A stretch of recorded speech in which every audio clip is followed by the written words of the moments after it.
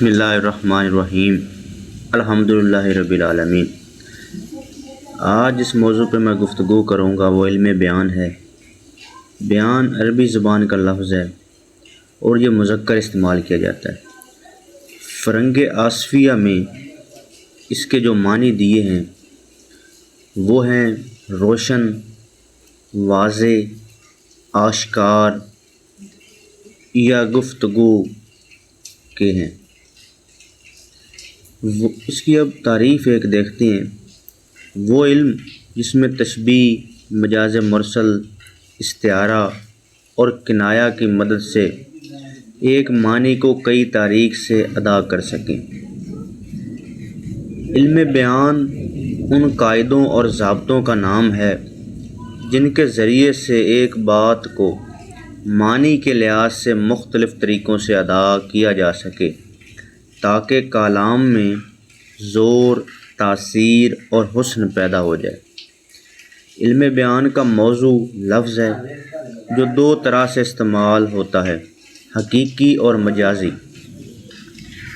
لفظ کے حقیقی معنوں میں استعمال سے مراد یہ ہے کہ کسی لفظ کو ان معنوں میں استعمال کیا جائے جن کے لیے وہ وضع کیا گیا ہو۔ مثلاً ایک مثال دیکھتے ہیں۔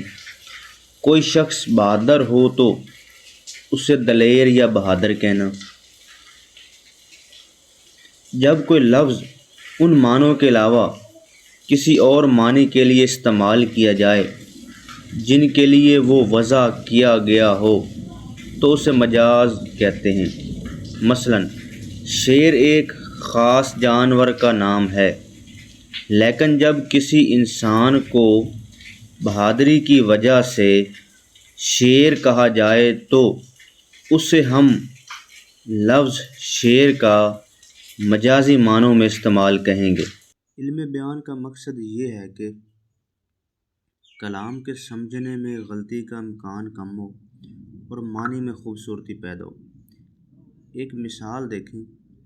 اگر ہم ایک شخص کے متعلق کہیں کہ وہ بڑا سخی ہے، بڑا کریم ہے، بڑا جواد ہے، تو ان عبارتوں میں مترادفات یعنی ہم معنی الفاظ تو موجود ہیں، لیکن علم بیان کی روح سے کوئی خوبی نہیں۔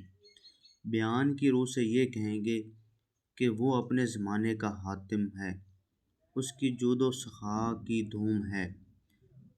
اس طرح اپنے زمانے کا حاتم کہنے سے مطلب زیادہ واضح ہو جاتا ہے۔ علم بیان کا جو دار و مدار ہے وہ چار عناصر پہ ہوتا ہے یا چار چیزوں پہ ہوتا ہے۔ ان میں وہ چار عناصر یہ ہیں: تشبیہ ہے، استعارہ، مجاز مرسل اور کنایہ۔